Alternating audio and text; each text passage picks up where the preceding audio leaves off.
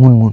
তো একটা সময় যখন ভালগারিটির একটা পিরিয়ড আমাদের এখানে চলে, তার অনেকগুলো সিনেমা কিন্তু ডাইরেক্টলি হোক বা ইনডাইরেক্টলি হোক, এগুলো কিন্তু ভালগারিটির অ্যালিগেশন কিন্তু ওঠে। তো আজকে আমরা ইন 1999 1999 সালে তার অনেকগুলো সিনেমা আসে। তো তার ভিতর আমরা যে 5টি সিনেমা নিয়ে কথা বলবো, এই 5টি সিনেমা ভয়াবহ ভালগারিটির অ্যালিগেশন অ্যাড করা সিনেমা ছিল, এবং যে সিনেমাগুলোতে আসলে ডাইরেক্টলি হোক ইনডাইরেক্টলি হোক এমন কিছু দৃশ্য ছিল যেগুলো আসলে তখন অডিয়েন্সদের অত্যন্ত দৃষ্টিকটু লেগেছিল।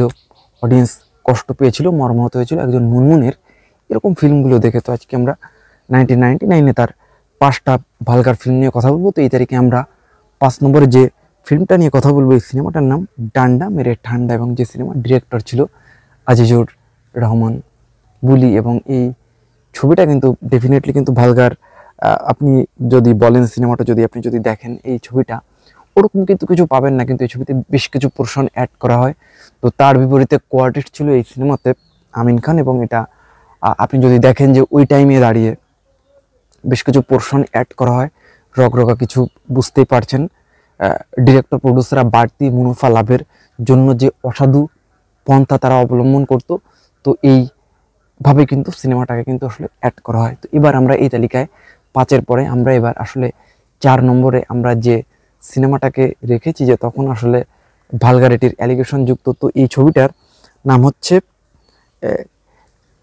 লঙ্কা কাণ্ড। তো এই ছবিটাতেও কিন্তু আসলে গানের বিভিন্ন সিকোয়েন্সে কিন্তু বিভিন্নভাবে কিন্তু গানটা করা হয় সিনেমাটা। যেমন এটা ছিল শেখ জামাল পরিচালিত, এখানে কোনো বড় কোনো বিগ কাস্টিং বা বড় কোনো কিছু না হলেও কিন্তু এই ছবিটাকেও কিন্তু আসলে বিতর্কিত করার চেষ্টা হয়।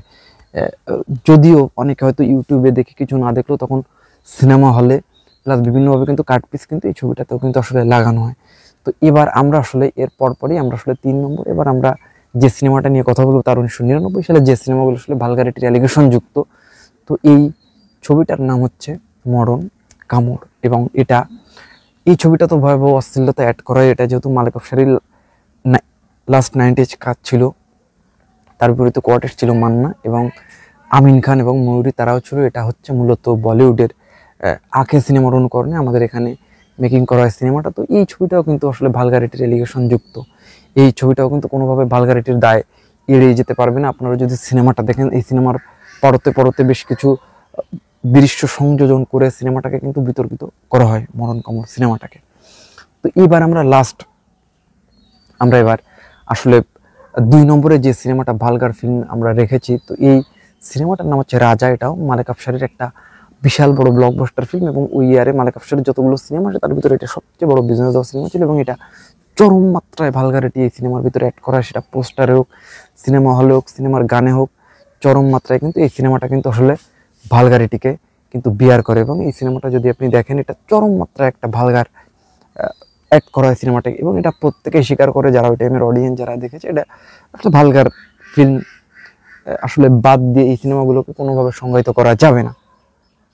তো এবার আমরা 1 নম্বরে যে সিনেমাটাকে রেখেছি, মনোনীত যে সিনেমাটা আসলে ভয়াবহ ভালগারিটির অ্যালিগেশন যুক্ত, আসলে এই তালিকায় 1 নম্বরে যে সিনেমাটা রয়েছে, এই সিনেমাটার নাম রানী কেন ডাকাত। এটা এই 1999-এ একটা বিশাল বড় মাপের ব্লকবাস্টার ছিল, এবং ঈদে এই সিনেমাটা রীতিমতো কিন্তু বিট করে দিয়েছিল শাবনুরের সিনেমাটাকে, এবং ওই ঈদের সবচেয়ে বেশি বিজনেস দেওয়ার সিনেমা ছিল রানী কেন ডাকাত। এবং এটা আমিন খান মুনমুনের পেয়ারের সিনেমা ছিল, এবং মুনমুনের দুর্দান্ত একটা লেডি অ্যাকশন সিনেমা ছিল। কিন্তু এখানে অনেক রেপ সিন ছিল, পাশাপাশি অনেক বিতর্কিত দৃশ্য ছিল, এবং এই সিনেমাটা পুরোদস্তুর ভালগার যুক্ত অনেক সিকুয়েন্স ছিল। এই ছবিটা মানে পুরোদস্তুর ভালগার আপনি বলতে পারেন।